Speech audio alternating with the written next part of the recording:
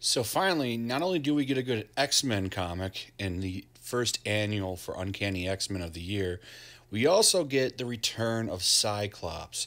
And not just return as in back to life, we get a return to form as we're finally getting the Cyclops we know back after years of him being turned into some kind of militaristic version of Magneto.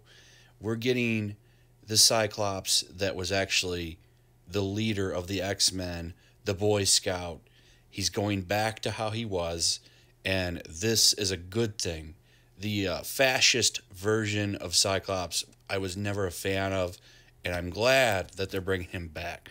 So let's get into this book and how they bring him back to life. So we cut to his grave where we see a beam of light come down and strike it. Now, we're not sure what happens yet, but we see Cyclops rise out of the ground, wondering what's going on, how is he back? And this looks pretty cool. The scene is effective. It looks like something out of a zombie movie, which I thought was pretty cool. So we find out what's happening in an origin story. So you get taken back to a more of a retro time of the X-Men, and it's really cool. You get to see these like old panels, and it's got this old tint to it. It looks really retro and nice. This is by far some of the best work and storytelling I've seen in an X-Men comic in a long time. And we find out that he's fighting this guy, saving the day, old school style, and we meet this guy, this student who's about to graduate, who Cyclops saves, and the guy's very grateful, and he says, I hope it can help you. Well, he gets the chance when Cable shows up and gives him a purpose. He wants to make a little condensed version of the Phoenix Force holder. Now, this ends up tying in to when Jean Grey was back. She ended up kissing Scott. If you remember, the Phoenix Force brought back Scott for like 2 panels, and she said goodbye, Scott, and then he died again almost instantly. Well, what happened was the energy of the Phoenix Force went into the little container unit and ended up bringing Scott back to life.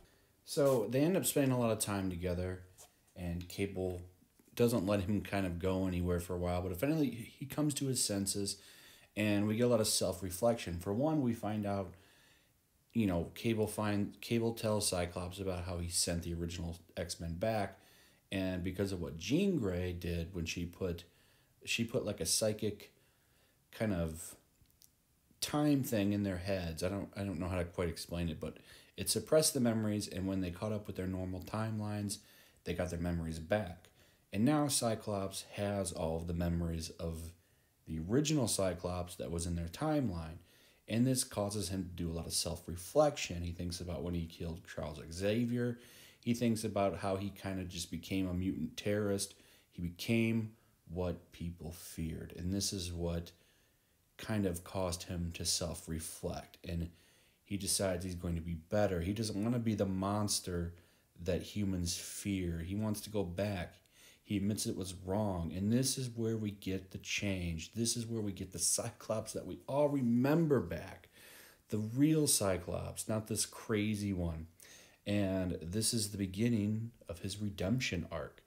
And a new storyline where they're going to go and try to find what happened to the X-Men. Because if you didn't know, all of the X-Men were killed in the previous issue. Well, they're coming back. And the next storyline coming up is The Last X-Men, and we're going to have him and Wolverine leading a couple of mutants that I haven't seen, but they're all in their 90s costumes, which is always good to see.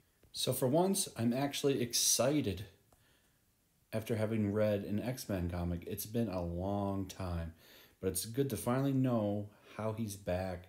We knew he's always going to come back, right? And he has. So I'm interested to see him and Wolverine work out their differences after the schism. See, this is also a problem with X-Men comics, because if you don't know some of these basic things, it's hard to keep up.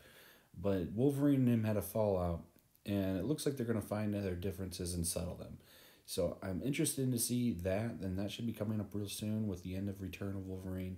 It'd be interesting to see them work out their differences and see them kind of work things out, because Wolverine has a deep kind of hate for him for what he did for when he killed Charles Xavier. So It's going to be interesting to see them work out their problems.